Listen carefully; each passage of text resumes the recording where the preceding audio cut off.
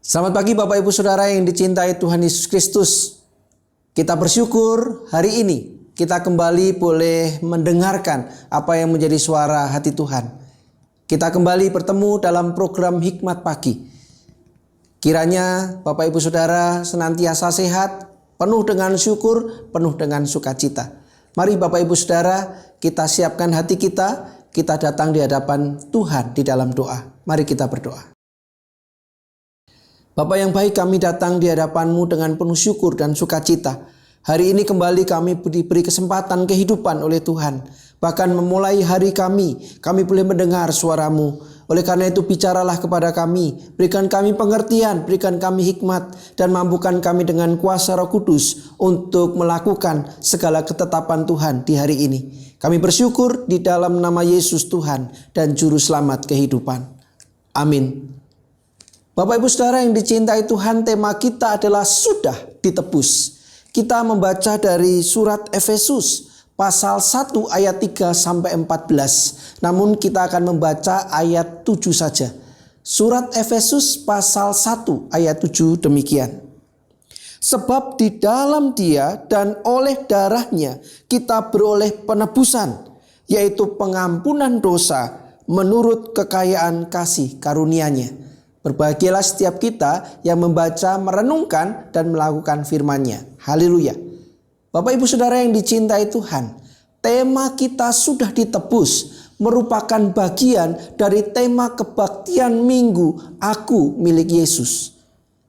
Tema Aku Milik Yesus bertujuan mengajak setiap kita orang percaya menjadi pribadi Kristiani yang menyadari identitas diri kita sebagai milik Kristus, sehingga sudah seharusnya hidup sesuai dengan identitas tersebut, serta bertekad bahwa sebagai milik Kristus kita harus hidup sesuai dengan kehendak Kristus, Sang Pemilik hidup kita, khususnya melakukan dan menyelesaikan tugas memberi kesaksian tentang Injil kasih karunia Allah.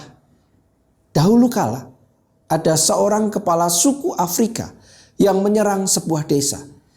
Ia menangkap seorang anak kecil dan menjadikannya hamba kesayangannya.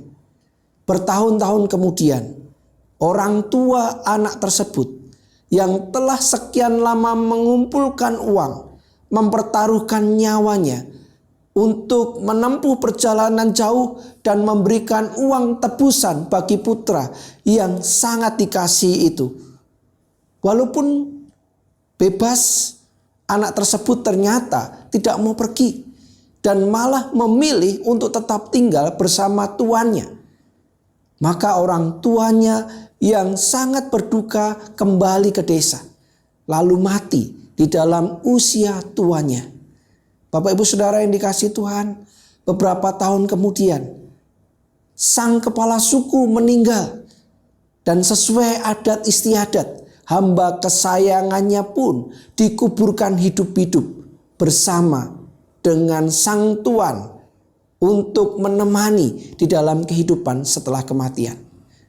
Itulah ganjarannya, karena sang pemuda tersebut memilih menolak untuk ditebus.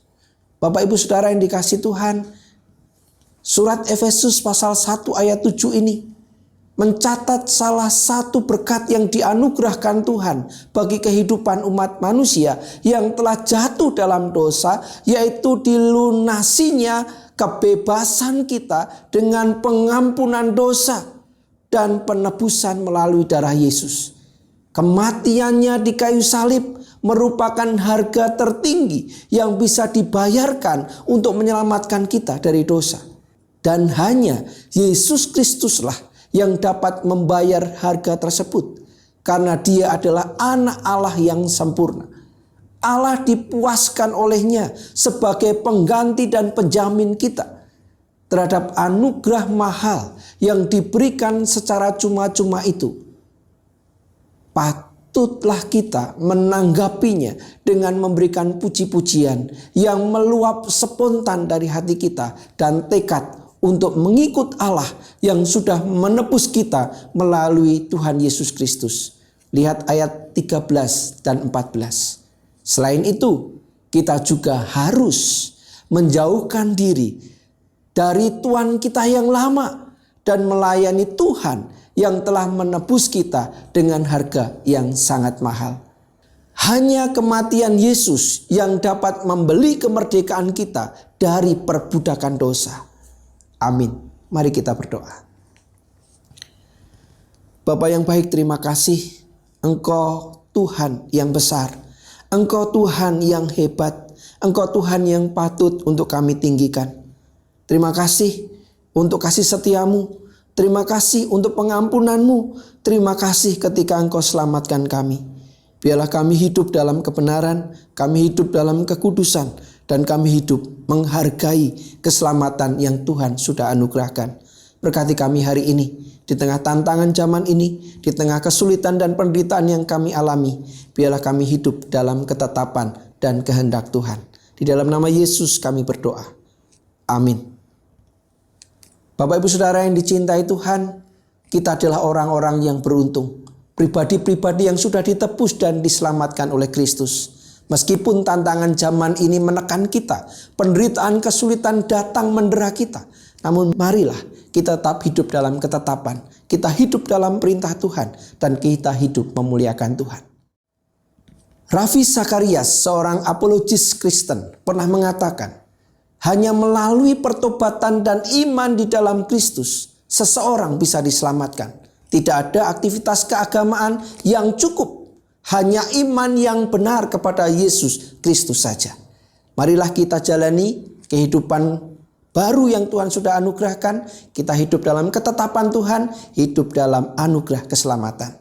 Selamat berkarya, selamat menikmati kasih setia Tuhan hari ini. Tetap sehat, jalankan protokol kesehatan. Dan biarlah kita menjadi berkat dimanapun Tuhan tempatkan kita. Tuhan memberkati.